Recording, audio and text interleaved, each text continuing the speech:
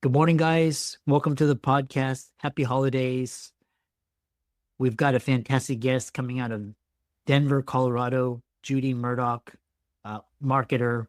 She's going to talk to us about her insights, her experience, what she does with clients.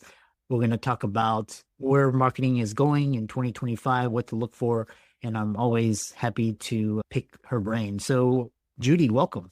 Thank you very much, Christopher. It's good to be here. Yeah. Begin just by introducing yourself, and I'm excited to dive into the questions. Okay, cool. So I'm Judy Murdoch. As Christopher said, my company is called Marketing Rootwork, and I work with heart-centered, mission-focused entrepreneurs who don't necessarily like conventional marketing very much. They find it a little bit, they're just not comfortable with it. They often tell me that it's not for them. So I really focus on word of mouth marketing and referral marketing because it's very personal and because most of us know how to do referral marketing. It's something that humans have been doing it forever. So that is the focus for the Yeah. business. Those are the people I work with.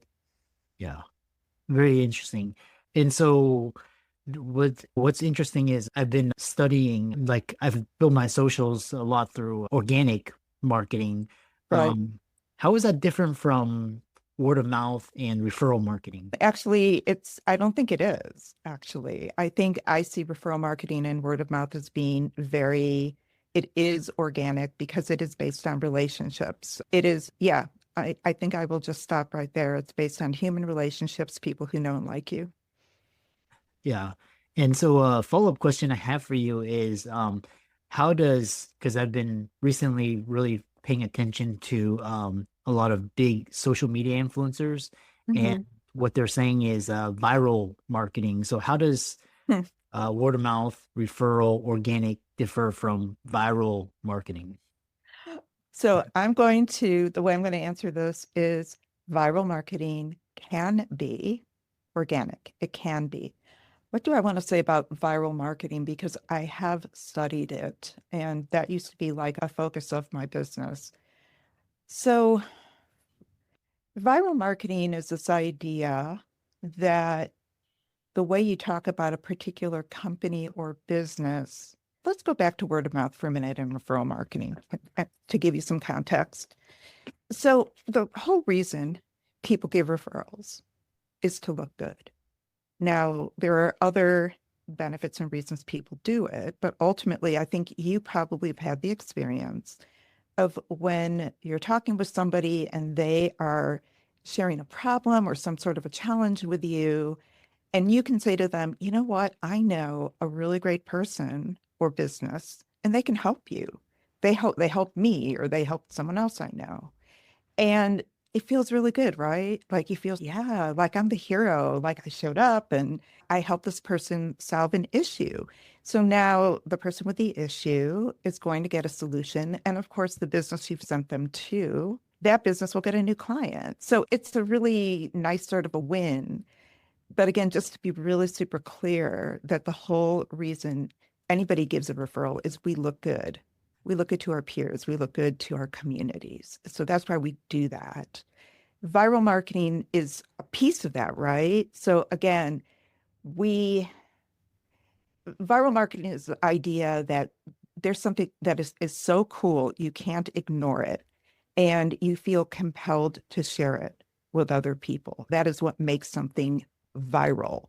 You do need to hit a critical level of people who are sharing this information, but ultimately, that's what drives viral marketing. So I'm a big fan of viral marketing, and where I am cautious is on sometimes I think we business owners, companies can try too hard to be viral, and it can really backfire.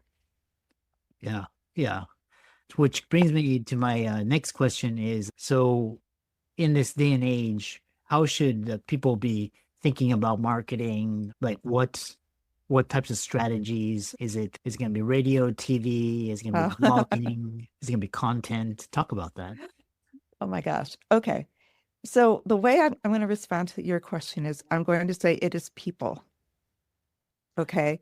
And it's really interesting because I was just reading an article earlier today about platforms, which is exactly what you're talking about. A platform, a content platform, for example, where people are sharing content and other people come to the platform to get that information. And when I talk, let me give you a little bit of context with the internet and digital marketing online. So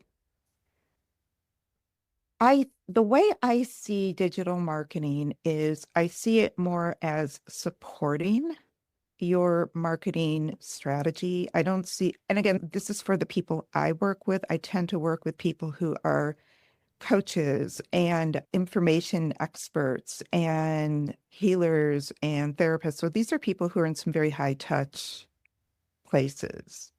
And so trust is really important, if that makes sense. I'm not against digital marketing, but I think at its core, marketing is always about relationships, and in particular, trust-based relationships, which means high touch. And high touch means what you and I are doing right now. We can see each other, we can look at each other's faces and expressions. And that goes a long way. Human beings are by nature in-person creatures. So I see platforms as ways to become aware of a business, places where, that's where you can create visibility. But ultimately, at least for the folks I work with, in order for business to happen, for money to be exchanging hands, I'm I just really emphasize creating a human connection and having a trust-based relationship. Yeah. Yeah. The next question I have for you is, in this day and age, you talk about what's really interesting is a lot of marketers, they're on the, like, they're shouting, they're the loudest, and or the Yeah. or Yeah. but you talk about how you market for people who hate social media. How do you, Right. Yeah. is it possible to build a successful business without social media? Yes. And again, so let me just share with you what the strategy looks like for somebody who may really be like, well, how do you even do it? Because we're so used to social media as the way for people to get to know us. What I do personally, what I tell clients to do is network. We go to networking, we meet people. One of the nice things I will say about this time and date and time is that we can network virtually, which is really nice. And we can build relationships that way. What I do is I literally keep track of people with whom I feel an affinity and they may not be clients, but they might be a collaborator. They might be a source of referrals. They might just be somebody cool that I want to get to know better. But I follow up with everybody. I follow up. We have a conversation, 20, 30 minutes. My focus is always to learn about them and to really understand what are their challenges, what do they need? And I share mine. And the focus is, how can we help each other? How can we create a mutually beneficial relationship? And that's a lot of people to be keeping track of, but I use a pretty simple sort of customer relationship management tool. And I follow up with people. And I also have a Substack, which is another way that I get in touch with people, but it's about touch points. It's about talking to people, reaching out to people, doing all of those things that we do to create relationships with other human beings. Oh, interesting. Yeah, I really love your unconventional approach. And the question I have for you is, because you mentioned Substack, and Yes. what is the value? Which types of people should be using Substack and Medium? What kind of audience resonates with that platform? Those platforms are for people who love to write. Those are platforms that are created specifically for people Yeah. who really love to communicate through the written word. I happen to be one of those people. I really like to write. I find it very pleasurable to express myself using the written word. And honestly, I am just beginning to really delve into how to grow my Substack community and subscribers. What my focus is currently is doing the same kind of outreach. So again, looking for sort of affinity communities, When I see something that is genuinely interesting to me, I will comment. Writers love comments. And so it's a good way to, again, but we're building relationships, we're building community, we're building trust. And yeah, it's funny how at some point you hit a critical mass where enough people know about you that things really take off. But honestly, I am still in those beginning stages right now. Uh-huh. But because I'm a writer, I have high hopes that, I can grow my Substack community and subscribers. Uh-huh. Interesting. And so, because you mentioned, like, why would somebody choose Substack over Medium? And for example, when you mention written word, there's a blog, there's newsletter, there's LinkedIn, and there's Twitter. So, how do you choose? I'll tell you why I chose. Initially, I was using MailChimp, which is more of you pay them a certain fee. They allow you to create and grow a database of subscribers, et cetera, et cetera. The reason that I went with Substack specifically is Substack, again, it's very much created for writers and writers who want to create community. And one of the things that a lot of people like about Substack is you can create paid subscribers. Clearly, that can become a revenue stream for you, assuming you are writing something that people value enough. So they're willing to pay you to receive your newsletters and such. So there is an emphasis on quality and really understanding what your readers want.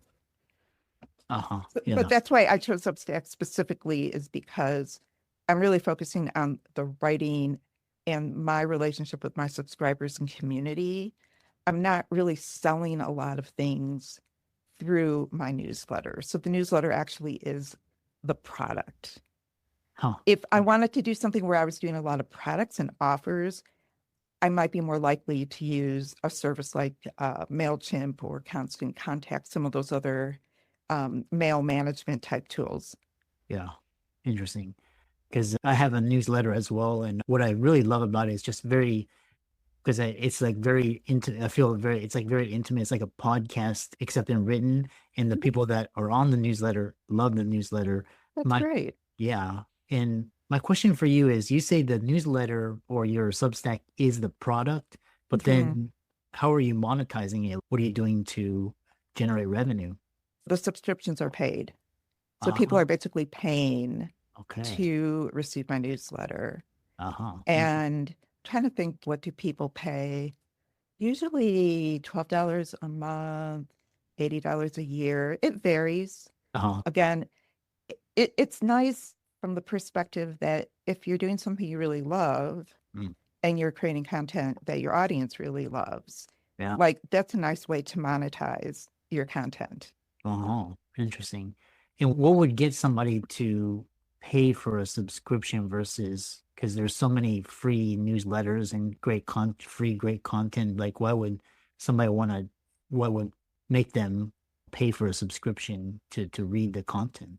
That's a great question. Okay, so at its very simplest, generally speaking, you usually will offer some additional benefits for your paid subscribers. For example, some people have what they call like the secret newsletter, and only paid subscribers get the secret newsletter.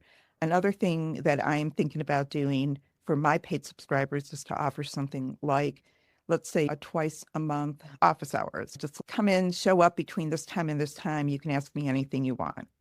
So something like that. So I think oftentimes when it's a paid subscription, I think what people are paying for is more access and a greater sense of intimacy with the person who's the writer.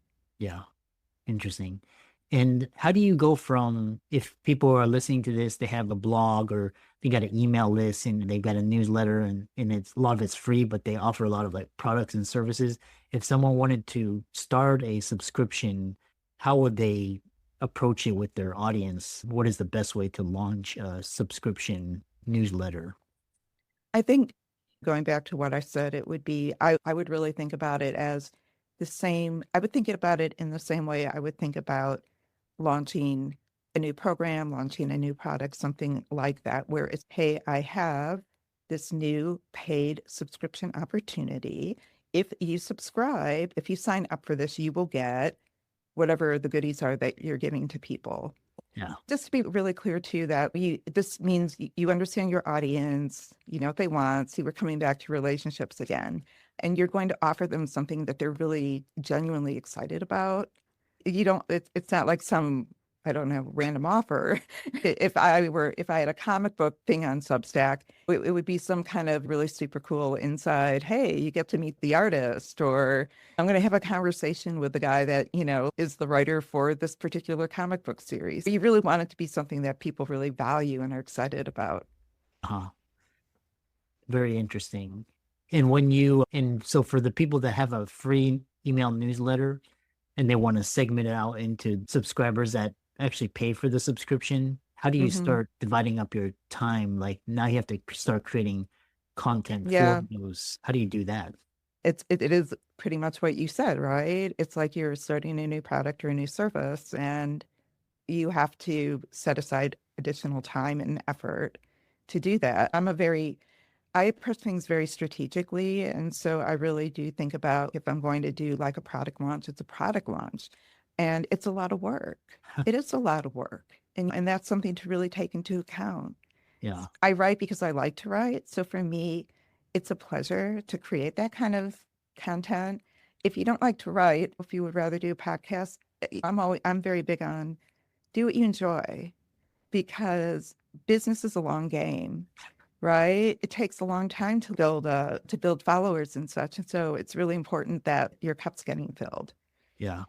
Very interesting. Yeah, very fascinating. How, if people wanted to find you, because I really love the writers and the people that are the creators blogging, how could people find you, follow you, reach out to you, check out your newsletter, sign up for your newsletter, subscribe to it, etc.? the the absolute best way to get to find me is Substack /JudyMurdoch.com. Yeah, And I am on Substack and I'm writing.